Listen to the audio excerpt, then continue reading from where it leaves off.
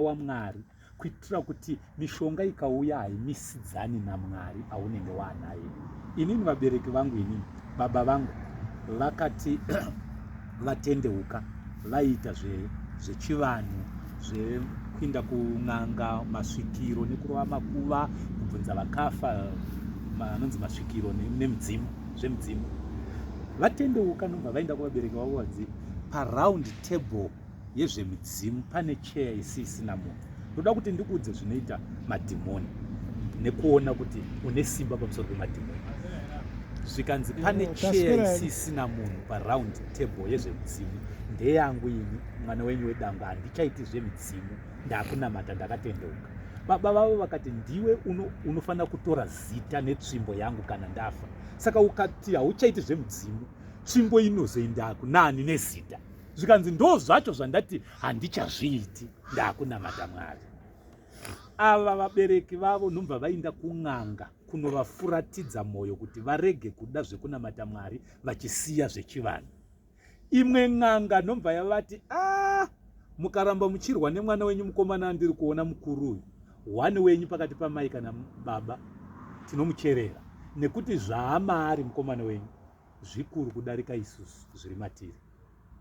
Akakonfirma bhaibheri rinoti ari matiri mukuru kudarika ari munyika. N'anga iyoyo akazviona kuti zvaanzi vakunamata Mwari mupenyu hatimugoni, chitomusiyai akadaro. Ndo zvinokupa kukuudza kuti zvese zvechivanhu zvinoitwa kana wakunamata zviri straight forward hazvina simba pamusoro peupenyu hwako. Asi kana usati wasimba muna Mwari, zvekuti uri kungotenda muna Mwari zvakazara, hauna chimwe chaunotenda, unongotenda muna Mwari waakuzviita muKristu akazara, usati wadaro zvinoita simba. Kana wakunyatsorevesa, usati wakutogona kunamata munamato we1 hour, asi mukati mako uchiziva kuti ndakungomira naMwari, Mwari anokurwira, kwete kuti wanamata stereki, asi anokurwira nekuda kwekondisheni yemwoyo wako yakutenda maari zvakazara. Usafunga kuti uchibva panapa kana ukava nedecision yekurevesa, anoti hausati wagona kunyatsonamata munamato murefu, saka handikurwiri. Anokurwira nedecision yawatora kuti mwoyo wako. Zvakafanana nemusikana akati kumukomana ndokuda, kana achirevesa ari kutorera kuti ndokuda zvekuti togona kutochata tikatozova tese, asi soko racho raitwa nhasi hatizvioni, vanotoparadzana voenda, asi hamuzvioni kuti pane rudo, asi mumwoyo mako maakuziva kuti ndarevesa, hatiti? Saka izvozvo ndo zvaunofanira kurevesa muna Mwari, kuti kutanga pano, kutanga tangoita interview neUtindi TV, ndaudzwa zvese, whether zvese zvimwe uchabatsirwa kuti mukomana wayo asaramba achiindafiya, achidai, kwese iko togona kusvika. Asi chandiri kuda ndechekuti iwewe urevese kuti ndakuda Mwari zvakazara ndichibva panapa. Wabva panapa wada Mwari zvakazara, iye Mwari akutanga kumira newe. Condition ipi? Kumwana ari kutumirwa, orwara, ogwina, odaya. Angotanga izvozvo, namata nezita raJesu, wakamubata nezita raJesu. Indine kamwana kangu kane 3 years. Mai vacho vakarwara, zonzi mama marwara, ndikedzai ndikunamatire. Kakazvionepi? Takamuudza, akakura achiziva kuti tinotenda chete kuti munhu akarwara tikamunamatira anoporeswa. Kumva kavabata musoro, nezita raJesu. Mama vangu havani kurwara nekuti ndo vanondibikira, ndozobikirwa nani, dhedhe havadi kubika. Saka mama ndikuona zvaari kutaura, anoziva kuti dhedhe havadi zvekubika, zvino mai vakarwara ndichabikirwa. Saka porai nekuti ndoda kubikira. Handivazvona. Asi ari kuudza Mwari, kana kamwana ikako kakabata izvozvo, zvinoti vanhu vakuru takamunecha kuti ndo belief yepamba panapa. Belief yako tendo ngaive kuti ndakuda kunamata kuna Mwari zvakazara. Uyu mwana uyu akatanga kugwina, ndikamubata kudai, ndikanamata ndakamubata, anopora nezita raJesu.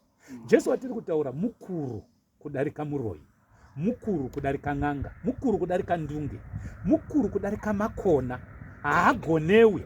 Ende vanotanga kuzviona, ndo zvinozoita kuti vafunga kuti uri kuita go back to sender, nekuti vanozviona zvichiita flashback kwavari kuti sei zvakuramba, unzi akachagoneki kaita sei, vanofunga kuti pamwe newo wafamba nekuti vari used kukufamba kumishonga. Saka vanofunga kuti pamwe kune kwawakafamba kukuru kudarika kwatiri kufamba. Ende kuwedzera ipapo zvaJesu hazvina secret. Nyange vakaona vhidhiyo iyoyi vakada kuzama vanofana kutoziva kuti uri kuita zvaJesu. Hazviwanzwi. Kunyatsotovaudza kuti hapana zvamunondiita nekuti ndakuita zva. At the same time ezvo vakataura masoko hautauri uchivapopotera. Wovaudza kuti ndinotenda Mwari kuti pamai ndichungurudza muchiti munoshungurudza mwana ndanga ndisati ndaziva Kristu. Ndaa mwana waMwari handichatangiki. Ari mandiri mukuru kudarika ari mamuri. Ndakaromba kuna Jesu. Izvozvo zvaJesu zvinotaurwa pachena. Hazvina secret. Hazvina secret. Ndinofunga kuti mufundisi pamwe inzira yaMwari yekudiwa kwatinotenda naMwari. Kakupinza muzvinhu kuti usvike pakupedzisira watoda Mwari chaiye. Nokuti izvozvizvi zvawatotanga uchava mwana waMwari chaiye. Zvokuti uchapedzisira wakuudzawo vamwe vanhu, wakutobatsirawo vamwe vanhu kuti takambobva neko kudoro hakuna maheu. Endai kwaJesu.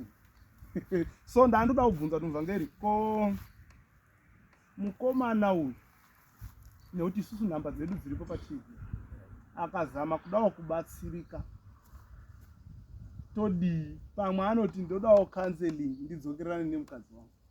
Hatitange takurumidza kuexposa izvozvo nekuti tinenge tatsonga zvekuratidza kunge vanhu vakatsonga.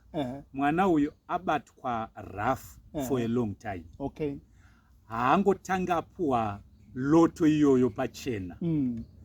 Panofana kunge paine protective measures dzakasimba necondition iri strong kuti tizive kuti kudzokerana kwake kune A, B, C zvatine tanyatsoongorora kuti tione kuti for sure naiye anoenda achigutsikana kuti sure tiri kudzokerana.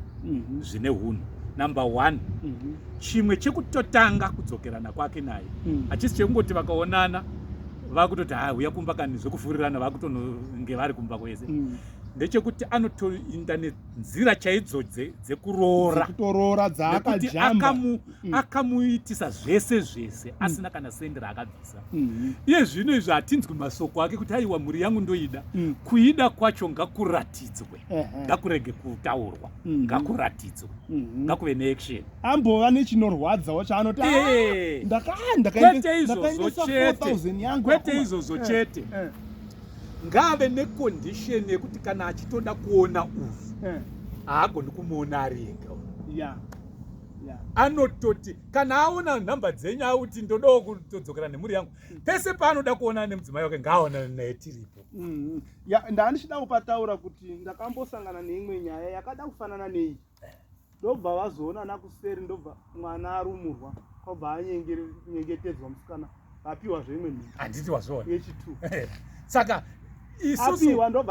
isusu kana tichiona tinotenda tiri kumuona kuti nditivi tiri kumuona semwana wedu, mwanasikana wedu. Nditawana nyasha aitirwa izvi. Saka haachangogoni kuitwa yese nekuti amhanyira matiri akasikohwanda patiri. Saka kana ahwanda patiri kana akuda kurohwa futi kana kuti akuda kuonekwa unototanga waona isu katinaye haungangomuoni. Saka ngapave nemacondition ari strictly ekuti uyu kana akagona kwaobheya macondition it's safety. Takaita sebako rake animuzona tiri kumuchengetedza. At the same time nehama dzake dzingafare dzikaona TV ichimuchengeta to that extent. Animuzona. Saka akazviona hatizvirambi nekuti munhu wese toda kuti atodzikinurwa nekuti takudza kuti iye akatosungwawo. Anogona zvandiri kutaura kuti pana ari in his senses ana achida mhuri yake ichokwadi. Anogona kuti ndoda mhuri yangu, ouya kwamuri oita kunge kuuya kuTV kuti uyu ahwine mwoyo wouyu. Anowana kuTV kwacho kuine maconditions atakaisa anorwadza kuti haangosviki pane uyu zviri izi. Kuitira kuti kana akuzopuwa access kunze asunungurwa taona kuti sure munhu wese ajekerwa kuti zvane murevoka nekuti abvisawo. Ende pese pavakaonana hapana pavakaonana vega. Ende tine tichimukwesena nekuti varume tovaziya, tinonyengera tiri varume kachi. Tikangovapa mukana we1 week vachisangana vega uyu kuramba kwese kune kwatopera hani mazona nekuti ana achiti moreover ndo baba wemwana wangu ndichagoita seiko uyu ane masweet tongue aanogona kumubata nawo ese nemapromises ari empty enhema asi akauya kune kwatiri nyangwe akataura zvinenge zviri emotional zvinonzwisa tsitsi isu hatingonzwiri tsitsi kaisi nekuti isi tirikutaurisa nyaya nekuti ndima ndaigara ndichiudza ndichiti chinonzi judgment chinonzi mutongo kana tiri pamutongo hatiratidzi maemotions kutsamwa nekuti iko mutongo wakatogumbuka iwo wega wakazvigumbukira kana tichipa munhu judgment yacho yakatogumbuka saka isi tiri kupa judgment tinotopa tichiseka ndosaka Major Street achitombo kutarisane pamusoro pemagirazi otomboseka zvawati haatsamwi nekuti anoziva kuti mutongo wakatsamwa ano handisi kunyara hangu kukupa 25 years handizvona ari kutaura achiseka asi ari kupa zvinhu zvinorwadza nekuti anoziva kuti ini chekutsamwira handina ndiri kungotarisa nyaya asi mutongo wakamugumbukira kare saka mukomana akauya kwatiri totomusekerera tichimubatsira but tine maconditions akamugumbukira kare nekuti ane zvaakaita kuupenyu hwemunhu ari kubata unge murari izvi ndofunga nenzeve anongonzwa nzeve hazina munun'una nyangwe iye mukomana wacho nehama dzake vari kunzwa ikoko vakatarisa vhidhiyo rino kuti right izvozvi nyaya kwayari kwatova kumakata isusu takanakira pakuti Mwari akatiropafadza takakwana panyama nepamweya zvese anouya mangwanani masikati usiku tinenge tiri redi ndanzwa Ereda achida tinovhunduka ndanzwa achida kutoretena mukomana pamataura kuti atombofona tiri panapa afona ndanzwa pakoo yake achiti nyaya dzacho dzinoinzwa kumapurisa here uda kuenda kumapurisa here wadi kutsvaga kanzeri handiti hanzi wadi kutsvaga vakuru vaukanzere tauya vakuru vezvemweya tiri kumukanzera amhanya kuvakuru vanogona kumukanzela vari kumukanzela vasina saiti yokuti nyange iye mukomana wacho akada kutiona tinotaura naye asi tinomukanzela zvinoita kuti iye nemudzimai wake mberi uko marriage yavo irege kupindirwa nemain laws zvekuti iwe mukomana iwewe ukada kutevedzera zveshuwa zviri kutaurwa panapa namufundisi ukafolowa maconditions achaiswa panapa ukamita zvese ukazvigona uchazodzoka uchitenda iwe kuti varume imi muri vanhu vaMwari uchazodzoka uchitenda ameno kuti unogona kuzotina mombe dzekuti unoona bhuru richiuya unoona bhuru richiuya richiti munhu waMwari idya henyu bhuru ira makatibatsira nekuti ari muchizarira naiyewo zvaasiri kutoona munyika yemweya so right ndaida kuti kuna ndoziva kuti muri kufurira mberi muvhangeri kuti muzosvika pakupedza kuna tinotenda situation yauri mwana wako nyatsoumurera akure wanzwa izvozvi zvaonekwa patv apa vanhu vakawanda vari kukuona vamwe vachada kukuaprocha kutoti toda hedu kuti tirore wazwa so izvozvo hazvina kushata it's your decision asi hatisi kuda kuti zviitwe zvekuti uri kubva mumoto uri kubva mupani wodonhera futi mumoto hatisi kuda izvozvo toda kuti kana zvichiitika mwana ngaange anyatsokura warera kamwana kako handiti wosiya mwana wako akura then izvozvo hausina secret yaunoenda seri uko kuti vanhu vanongozoona taurorana izvozvi zvichiita zvinhu zvako zviri transparent kana pane mukomana auya sununguka kana even kuuya kwatiri chaiko kutiudza wazwa isusu tinotomira tosvika kana even kune hama dzako wazwa tichitaura nawo tichibatsirana nawo kundoti ramangwa hatisi kuda kuti udzoke futi mumoto handiwanzwa hatisi kuda kuti udzoke futi tiri ipapo ere dala haneva izvozvi vulnerable mwana uyu munhu wese paanopotsera kuda kubatsirwa kunyika kana kumagurupu enyika kana paredhiyo azvinanika varume tine mapere evarume muno panyika inei panapa ndo panonzi pateritori yaSatani panyika zizive izvozvo ndosaka bhaibheri richiti kune vasingatendi vakapofomadzwa ndangaro dzavo naMwari wenyika ino anova Satani saka ndiye mutongi wenyika inei saka varume vari panapa vakaipa mwoyo kudarika shumba ine nzara iSodoma neGomora Saka paanongonanika nyaya dzake dzichiva pachena kudai, kunouya varume vanouya vari makwai vachigomudza kuti mwana wako ndinochengeta. Vagotaura kuti ndarwadziwa nenyaya yako yandaona. Asi sei varume vachiita zvakaipa kudai, kutambudza mwana akaita sewe nekamwana kakadai? Havazivi kuti chipo mangwana chichava chibatsiro. Agotaurirwa masoko, agopromiswa heaven on earth risipo. Iye nemhaka yekuti izvozvi hondo yainayo muchengetero waachaitawo mwana wake. Ndichamuchengeta sei nenyika yakaoma kudai? Ona munhu ari kuofa kukuchengeta nemwana wake, anogona kudyira akawira. Izvozvo muvhangeri ndo zvandiri kunamata kuti Mwari ngaatiropafadzise Utindi TV.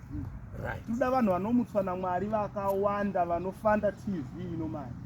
Vanhu vakaita sevava tinotoda kuti abatsirike kana kuti avhure business. Exactly. Aone kuchengeta. Azviraramire. Tichida ndo pane donzo remwoyo wangu mukatarisa nanyaya izo ndiri kufara nenyaya yaBrighton. Madzivanzira wekenza uyo at least abatsirika ani muzona zvari muprocess yeningiri chemotherapy yake inenge ichiitwa at least so mumashure meye tine mumwe ari kumberengwa uko anonzi Michael Mataga. Ndakambokuratidza ifoto rake musana wakadyiwa starisiki. So inyaya dzakawanda but unenge uchingo zvaitaurwa nababa Guti kuti ndakaita makore akawanda ndine nhumbu 10 years ndichishaya pendinozvarira nhumbu. Vaine nhumbu yekuti ndo vakapapi Bible school wanga uri mutoro iBeden. So iBeden yandinayo kuti hey, Mwari ngavatiwanire nyasha tichisangana nevanhu vakadai tichida kuti tibve tato, nokuti Jacob inoti zvinobatsirei kuti muti kumunhu enda nerugare, God bless you, usingamupi zvinodiwa, nokuti pane zviri kutodiwa izvezvi pana tinotenda. Takatarisa upenyu hwake nemwana, pane zvinotofanira kudiwa zviri physically. Izvo ndiri kuitira futi kune vamwe vakatiteerera vari kunzwa pare zvinhu. Namba dzatinotenda handisi kuisa paTV. Wese anoda kubatsira tinotenda anototifonera panhamba dzeutindi dziri padenga idzo. Tototanga taona kuti ari serious zvakadii. Tiri kuavoida zvamamuchitaura kuti tine mapere panyika ino. So chimwe chinhu tinotenda, ndapota ndiri kukumbirisa usafa wakafuririka kuti ndakuenda patouchline kana kuti ndakupinda mubhawa kuti ndiraramise mwana. Wanzwa? Usafa wakafunga izvozvo. Ndiri busy futi kubatsira vamwe vakamhanya koita izvozvo vaakudemba futi. Andiwazvona? Mwari aripo kukubatsira. Zviri kutaurwa namuvhangeri kuti tikutenda Mwari kuti asangana newe usati wasvika kwakashata. Akusi kunyepa. Ichokwadi ichocho. Waita advantage, waita rombo rakanaka, wawanirwa nyasha naMwari. Anditika pane zvataurwa namuvhangeri kuti anzi umhandara ndo unoita kuti mwanasikana anga aine chekubata. Anditi chaanodada nacho kuti chirega kuzvifunga izvozvo. Anditi kana wasvika pana Jesu, Bhaibheri rinotaura richiti kana munhu aamuna Kristu ava chisikwa chitsva. Wazwa? Zvakare zvose zvafura. Tarirai zvose zvava zvinyi? Zvava zvitsva. Wazwa? Hausiwo wekutanga kuzopinda mumarriage kechitu vakawanda. Vamwe vakatozochata, vamwe vakaita sei, vakadini. Pane imwe nyaya wataura yekuti vakatora guvhu remwana wangu, handitozivi nekwariri. Chisiyana nekuzvifunga izvozvo. Ndinoziva kuti zvinogona kutokukanganisa. Saka guvhu rangu, saka guvhu remwana wangu, saka izvozvo zvinogona kutokukanganisa ukatozvifunga. Andirwazva. Saka ndo basa raMwari futi irorero. Uchabatsirwa zvakawanda. Takuda kuti muvhangeri wazosvika pakugamuchidza Jesu vabve vakunamatira. Nezvavari kutaura kuti ungati hwina here tiri 2 inini namai. Ndo kutaura kwemadhimoni manje. Ya language ya Satan chaicho iyoyo. Ya language yemadhimoni. Anotori Satan anga ari kumanifesta achitotaura, achishandisa muromo wemurume wako iwo.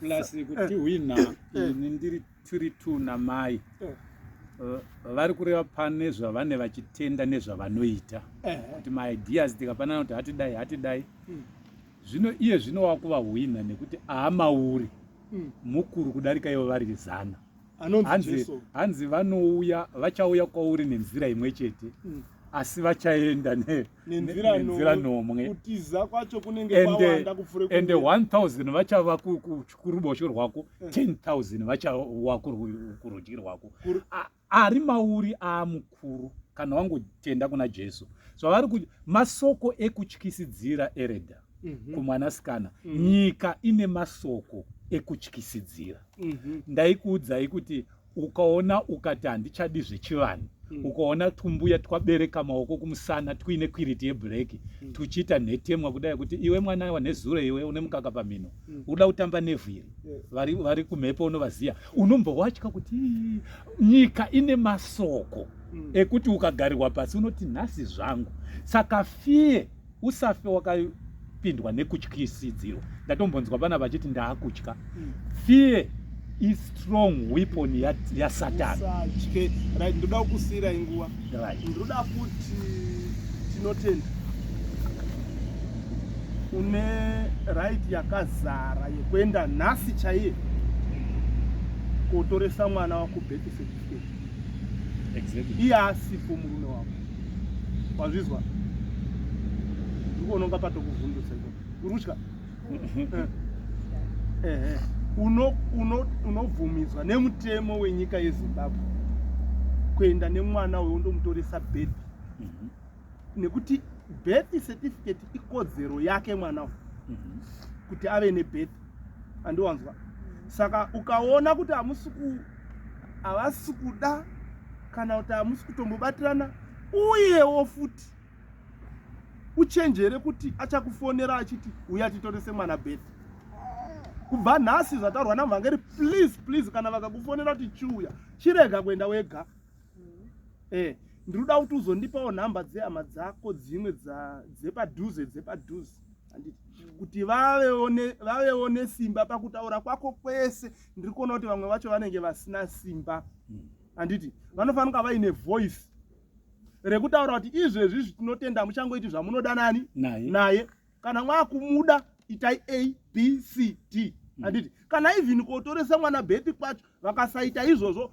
enda wega ondotoresa mwana chini birth kana zvazogadziriswa vazogadzisa zvinhu zvavo varongeka ivo vanozochinjisa voisa musainemu yavo kana varega nosiya zvakadaro handiti wazvinzwa ngatisiye nguva kuna muvhangeri haufaniri kutya chimwe chiri kukukuvadza ifiye panyaya yako yese nekuti ndandichitsetsekana ndandichida kuona ndiri mubhutsu dzako wadzingwa sembwa wonzi huya kuno woenda waenda achinzi mwana toda kuita chivanhu for 4 days pa4 days idzodzo vari kuita nhavatava kunge bhora iwe uri kungotya fiye chire kubva iye zvino chirega kutya munhu rega kutya zvavanotaura uzive chinoita kuti utye une usingazivi kuti zvino kana ndadayo ndinofanira kuonani ndofana kuitei nemarights ako une usingazivi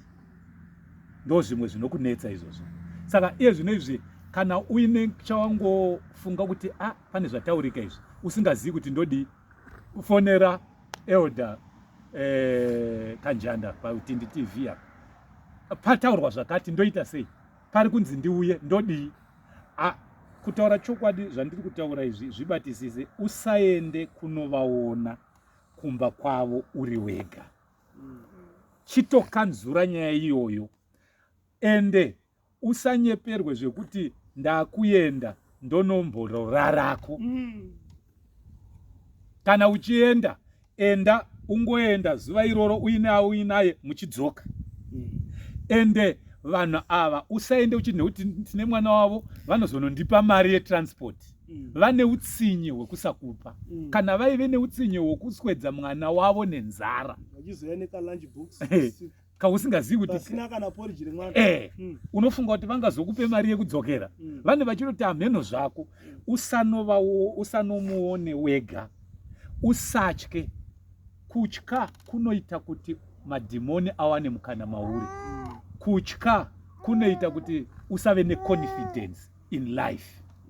Kutya kunoita kuti upedzisire wango munhu anotadza zvinhu muupenyu, nekuti une uchingotya kuti ndinozonzi ndadayo. Wakaona kuti ukachengeta mwana mune muchingovhundutsira asiri weipamba ipapo achingobatwa zvirizvo, chero akabata chinhu so anogona kuti chidonedza nekutya, nekuti akangonzi iwe pamwe ndinoda kutomubvunza zvinhu akutodonedza chinhu nekuti aane fiye.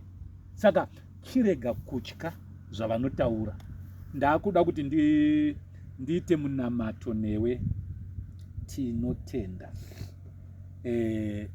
Mwari wekudenga akuitire zvakanaka, uve mwana waMwari akazara. Uri kugara kupi? Munyazura. Munyazura. Ndinoda kuti Munyazura uri kana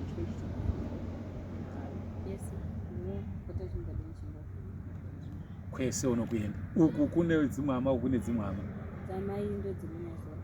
Uku kune dzekwababa. Saka izvi zviri kuite kuti urarame. Nyaya condition yemwana ndaingotengesa ngwa. Dani ndaimboshandirotengesera kati pakasitangonyanya kutoita mwana condition chinogona kuri kuti iwe ukawana munhu akupa mari, tikawana kwete kuti wana TV ikawana munhu yaona nyaya yako, poita munhu oti mwana uyo regedza itimupe start $100, unogona kuita something here in life yekutanga kuita ka business kana zvekutengesa. Unozvigona izvi zvirimo mauri izvi, nekuti pane paunopa munhu asingagoni zvekutengesa zvacho, anotonyara chero kumira kugara pamusika pake kudai, atoti ndikazvigona izvozvo. Unozvigona here izvozvo? Because ndo zvimwe zvazvinzi naElda ndine mutoro, asi nyaya yako ikaonekwa iyi panogona kumutswa umwe munhu naMwari anoti ndine 300, regedza timuvhurire. Anoda kutanga chii? Anoda kuhodha bhero here? Anoda kutanga musika here? Anoda yovapo. Kana yavapo toona kuti wakumonitwa uchitanga sei uine mwana iyeyeyo. Mwana uyu anoda kuti akure, nyangwe iwo wakakura mukutambudzika. Mwana ngaarege kuziva bitterness iri mauri, uye bitterness yacho ngaipere. Tinotoda kuti ipere kuti isapinde nemumwana. Usapote uchiti ukashatirwa uri wega nemwana unotukira baba vake pamwana iyeyo. Todza bambo. Bambo asina kana kumbobvisa ngarege kujoinidzwa ndewako, mwana ndewako, ndewako iwewe. Nyangwe baba vacho vakakuitira rafi inenge mwana uyu akabuda mudumbu mako, mude zvisinei nekuti ane ropa navo, mude chaizvo chaizvo. Saka ndoda kukunamatira Mwari wekudenga akuwanire nyasha, akuitire zvakanaka. Bhaibheri rinoti kuna Isaya, usapfunge zvakare, usapfunge zvapfuura. Tarirai ndakuisa nzira murenje nenzizi musango, haungazvione here zvobuda zvino. Mwari anoda kutanga chitsva newe.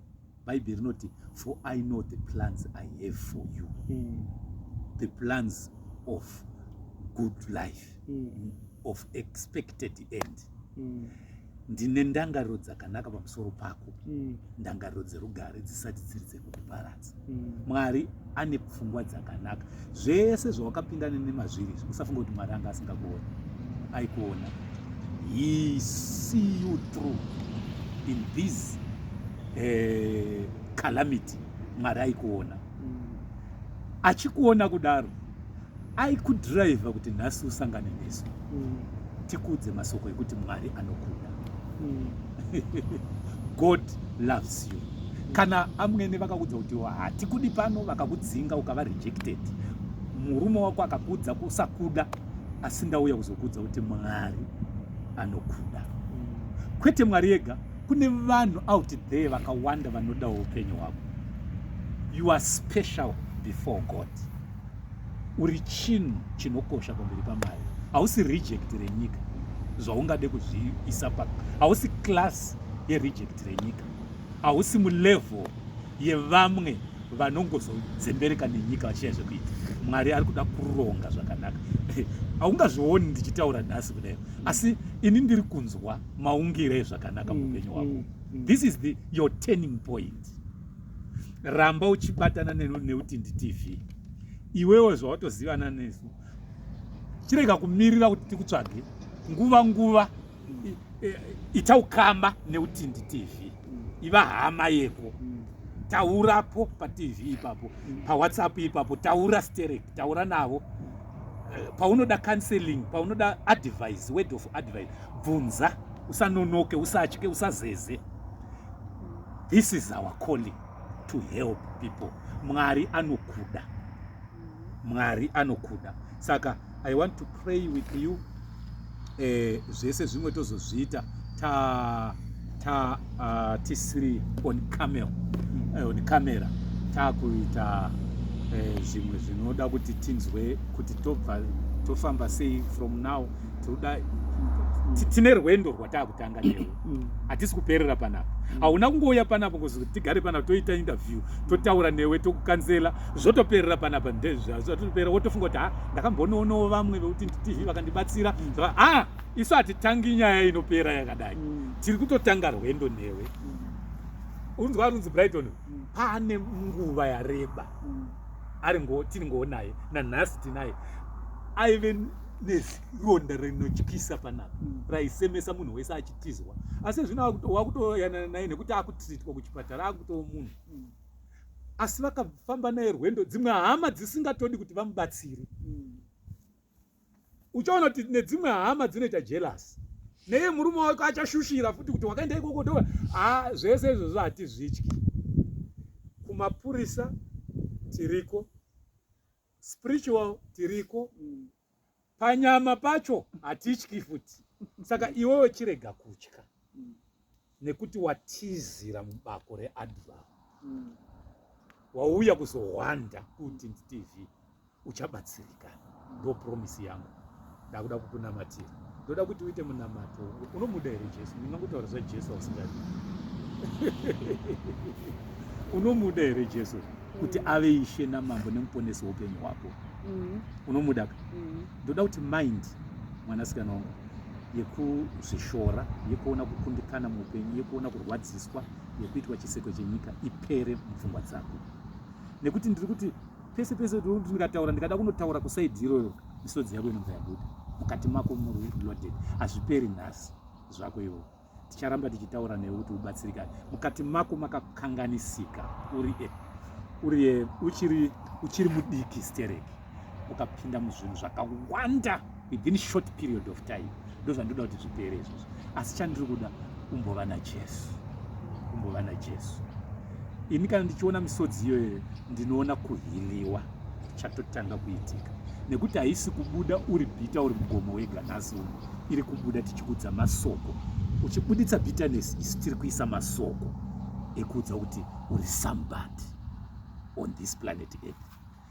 Uri kugomo waingoramba uchiichema uchingozviti sei. Asi uchibuditsa bitterness isi tiri kuudza kuti Mwari anokuda. Saka tiri kureplace that bitterness. Pabva bitterness iyoyo tiri kuisa chakanaka chaMwari. You are starting a new page. We want to open a new page with you. Totanga a new sheet, a fresh sheet of page. Wotanga upenyu hutsva. Ta open a page itsva mauri. Tatanga kuloda CD riri empty. Kuti ulode zvakanaka. Uone zvakanaka. Tarisa life in a view iri positive, not negative. Not yekurwadziswa. Not yevanhu vakashata. Unopedzisira usatrust munhu wese kuti munhu wese ukangomona kuti vanhu vakashata. Ndoska uchiona kuti language yevamwe vakadzi vangoti varume imbwa varume akarwadziswa to extend yekuti akangoona munhu wemurume anofunga kuti vese ndo zvavakaita. Ana akuona life in a way neview iri negative. Ndoda kuti uone life neview iri positive yekuti panyika inoi pane vamwe vanhu vanogona kutokubatsira.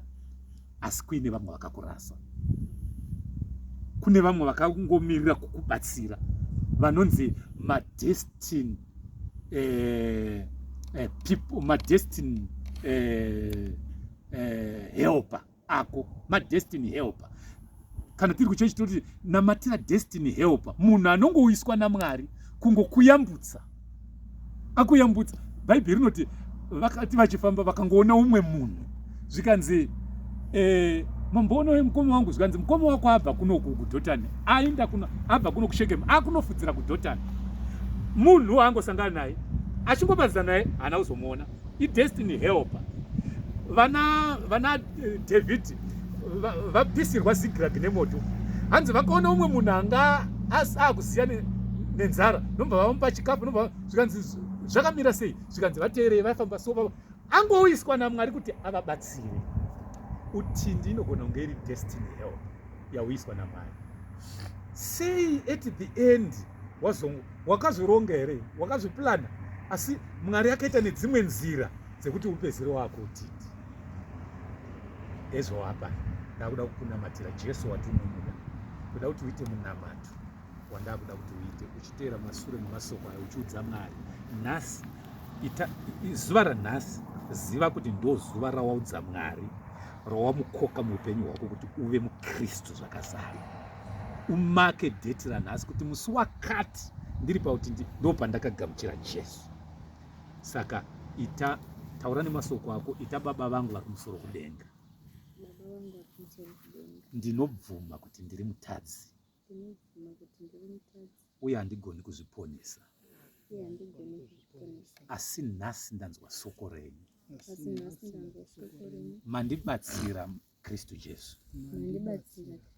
Ndavhura mwoyo wangu, ndinoti Ishe Jesu, pindai mumwoyo mangu, ivai Ishe, ivai muponesi, ivai mambo weupenyu hwangu. Ndinokutendai Mwari nekundiwana, nekuti makauya panyika kuzotsvaga nekuponesa chakarasika. Nhasi mandiwana, mandiponesa. Makafa kuti ndiponeswe, makamuka kuvakafa kuti ndive wakarurama, mandiruramisa nhasi. Nyorai zita rangu mubhuku youpenyu. Ndinobvuma kuti Jesu Kristu ndimi mwanakomana waMwari, uye makauya kuzondiponesa, makandifira zvivi zvangu. Handisiri murambiwa wenyika ino, handisiri reject, ndamunhu mwana waMwari, nekuti Bhaibheri rinoti kuna vose vakamugamuchira makavapa simba, makavapa mvumo, makavapa kodzero yekunzi vana vaMwari. Kubva nhasi ndaa mwana waMwari, mandipa simba nemvumo nekodzero yekuva mwana wenyu. Mazvita nekundiponesa. Mweya Mutsvene ndibatsireiwo rwendo rwokunamata Mwari.